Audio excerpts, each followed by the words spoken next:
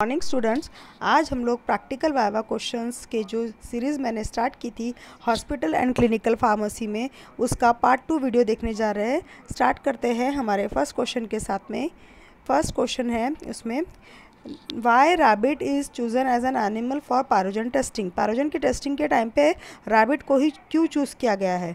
तो यहाँ पे ये रीज़न है उसका कि रैबिट का जो फिजियोलॉजिकल रिस्पांस है वो पैरोजन के अगेंस्ट में सेम ह्यूमन बॉडी के जैसा सिमिलर रिस्पांस शो करता है, इसलिए रैबिट को चूज़ किया गया है as a experiment animal.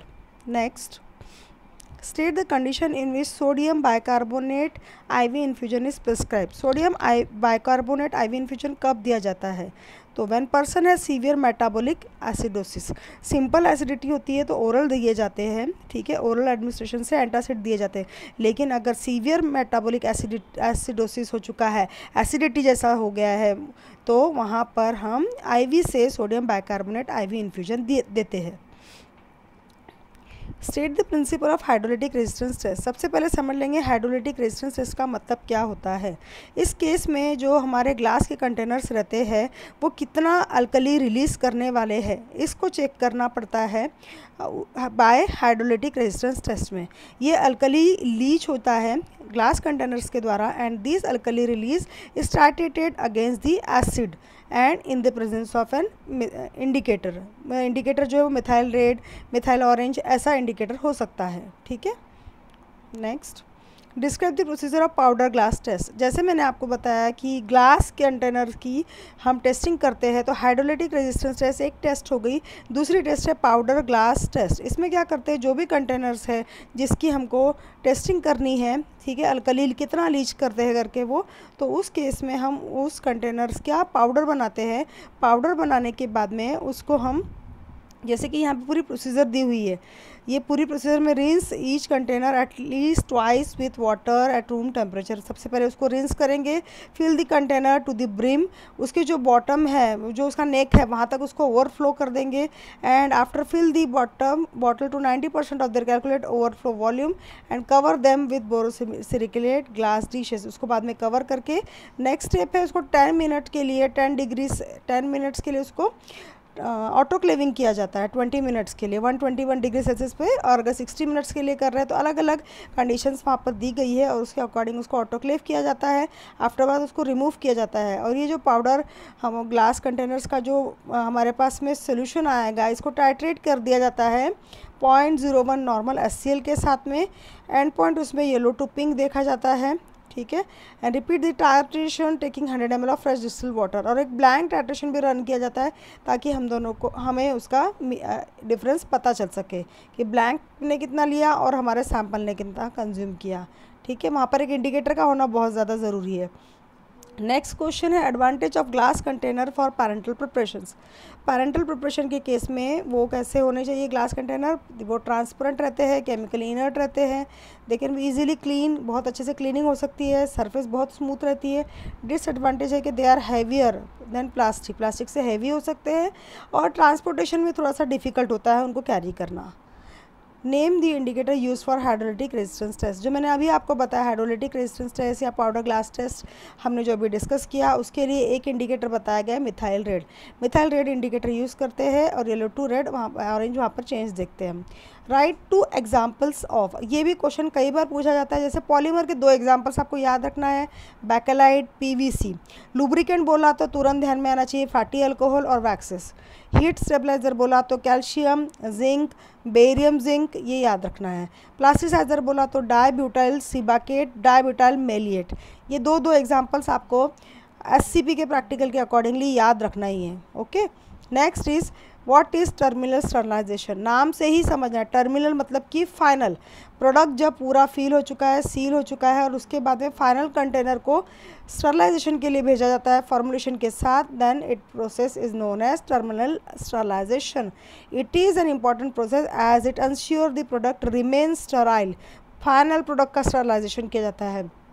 Right the principle of moist heat sterilization.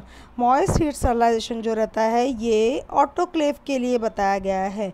Moist heat sterilization में सैचुरेटेड स्टीम अंडर प्रेशर के ज़रिए वहाँ पर कोएगुलेशन ऑफ माइक्रोबियल प्रोटीन किया जाता है। बैक्टीरिया में प्रोटीन रहता है और ये प्रोटीन को कोएगुलेट कर दिया जाता है with moist heat. Moist heat जो रहती है, जो स्टीम रहती है, वो बहुत ज़्यादा पेनिट्रेटिंग रहती है as compare to other sterilization, इसीलिए ये मोर इफेक्टिव माना गया है than the hot air oven. Right the holding temperature. Now अब इसका टेम्परेचर रेंज क्या है, कोई सी भी एक रेंज आप बहुत अच्छे से याद कर लो, हमेशा काम आएगी आपको प्रैक्टिकल्स में, वाइवा में। होल्डिंग टेम्परेचर याद रखेंगे, अगर 121 टेम्परेचर के लिए ले रहे हैं तो प्रेशर 15 LB पर स्क्वायर इंच होना चाहिए। एंड होल्डिंग टाइम कितने मिनट के लिए रखना है, तो 20 मिनट्स के लिए रखना है। ये रेंज सबसे ज़्यादा पॉपुलर रेंज है, आप इसको याद रखिए। Next, what do you mean by water holding capacity. Water holding capacity मतलब क्या होता है, जब हम सिंकिंग टाइम फाइंड आउट करते हैं एब्जॉर्बेंट कॉटन का, हम जब सिंकिंग टाइम पता करते हैं वो 10 सेकेंड IP के अनुसार बताया गया है। नाउ जब हम बास्केट में कॉटन को रख देते हैं और इस बास्केट को सिंक होने के बाद जब हम वापस निकालते हैं और निकालने के बाद उसको ड्रेन ऑफ करने के लिए रख देते हैं फॉर 30 सेकेंड्स, तो IP के अनुसार water hold by the absorbent cotton should not be less than 23 पर ग्राम ऑफ कॉटन। 23 ग्राम से वो कम नहीं होना चाहिए। State the principle of loss on drying. Loss on drying जो है ये जो this is based on the thermogravimetric principle in which a substance is heated until no more weight is lost that is completely dry। वो जब तक dry नहीं होता तब तक उसको ओवन में रखकर उसको ड्राई कर लिया जाता है और फाइनल कांस्टेंट वेट आने तक के थर्मोग्राविमेट्रिक प्रिंसिपल के आधारित पे उसको ड्राई करते जाते हैं जब तक कि कांस्टेंट वेट नहीं आता है। इसको कहते हैं loss on drawing. Right the meaning of. कुछ डेफिनेशंस हैं जो absorbent evaluation of cotton, absorbent cotton पे हमको अप्लीकेबल है। यान का मतलब क्या होता है, it is a term applied to thread spun fibre form. Fibre spun form में जब रहता है that is yarn. Staple, it is an alternative terms of fibres. Fibres को ही स्टेपल कहा जाता है। नेप्स क्या होते हैं, it is entangle masses of fibre visible to naked eye that may be produce in cotton during growth और when it becomes damp. जब वो ग्रोथ के टाइम पे या डैम्प हो जाता है कॉटन तो उसमें से नॉट जैसे स्ट्रक्चर्स फॉर्म हो जाते हैं, that structures is called as nap. ये IP के अनुसार इसकी भी वैल्यू डिसाइड की कर दी गई है कि इससे ज़्यादा नहीं होना चाहिए। अगर ये ज़्यादा रहेंगे तो हमारी इंजरी, हमारे जो भी पर्पस है कॉटन को यूज़ करने का उसको वो ख़राब कर सकता है, हमारे ज़ख्म को ख़राब कर सकता है। List the item which should not be use in autoclave and hot air oven. Autoclave और हॉट एयर ओवन में कुछ ऐसे आइटम्स है रेस्ट्रिक्टेड है कि बस उनको ही ऑटोक्लेव करेंगे, जैसे कि glass ware, plastic ware, syringe, needle, injections, इनको हम ऑटोक्लेव में कभी भी यूज़ करेंगे, कभी भी इनको हम ऑटोक्लेव में यूज़ करें। फिर कौन से आइटम्स है जिनको हम ऑटोक्लेव में नहीं कर सकते, तो जैसे कि पाउडर है, ऑयल्स है और कुछ ऐसे आइटम्स हैं जिनको हम ऑटोक्लेव में नहीं कर सकते, तो उनको हमको स्टरलाइज कैसे करना है, तो they will be sterilize by hot air oven. Hot air oven जिसमें ड्राई हीट के ज़रिए हम स्टरलाइजेशन करते हैं। पाउडर में अगर हम मॉइस्ट हीट के ज़रिए करेंगे या ऑयल्स में करेंगे तो वो मॉइस्ट हो जाएंगे and it will deteriorate their quality. Okay, next, what is lithotripsy. Maximum time ये क्वेश्चन रहता है। लिथोट्रिप्सी क्या होता है, it is a medical procedure use to treat certain types of kidney stone. जब किडनी स्टोन में स्टोन्स डेवलप हो जाते हैं तो उसको लेज़र बीम के ज़रिए स्टोन्स को ब्रेक किया जाता है और इस प्रोसेस को कहते हैं लिथोट्रिप्सी। अब व्हाट आर एंटीऑक्सीडेंट। एंटीऑक्सीडेंट जो रहते हैं ये एडिटिव्स और पैरेंटल में हम देखे हैं इसको, जैसे बफर्स बहुत ज़रूरी है, टोनिसिटी एडजस्टर बहुत ज़रूरी है, एंटीऑक्सीडेंट बहुत ज़रूरी है। तो एंटीऑक्सीडेंट बहुत ज़्यादा पैरेंटल में इंपॉर्टेंट माना गया है। ये क्या करता है, प्रिवेंट कर देता है ऑक्सीडेशन को। ऑक्सीडेशन को प्रिवेंट कैसे करता है, by preventing the oxidation of the key ingredient. Active constituent जो है उसका ऑक्सीडेशन नहीं होने देता है, उसके बदले खुद ऑक्सीडाइज हो जाता है, जैसे sodium metabisulphite, vitamin C, ascorbic acid, ये सब एंटीऑक्सीडेंट्स के एग्जाम्पल्स है। Now write the composition of glass. Glass का कंपोजिशन कई बार पूछा जाता है। Silicon dioxide, tetrahedron, calcium, magnesium, aluminium, boron, ये कंपोजिशन ऑफ ग्लास है। Why transfusion fluids are made isotonic with blood plasma. अब जाहिर सी बात है कि ट्रांसफ्यूजन फ्लूइड या आईवी फ्लूइड जो है इनको डायरेक्ट ब्लड में हमको भेजना है, तो इसकी टोनिसिटी एडजस्ट करना बहुत ज़रूरी है।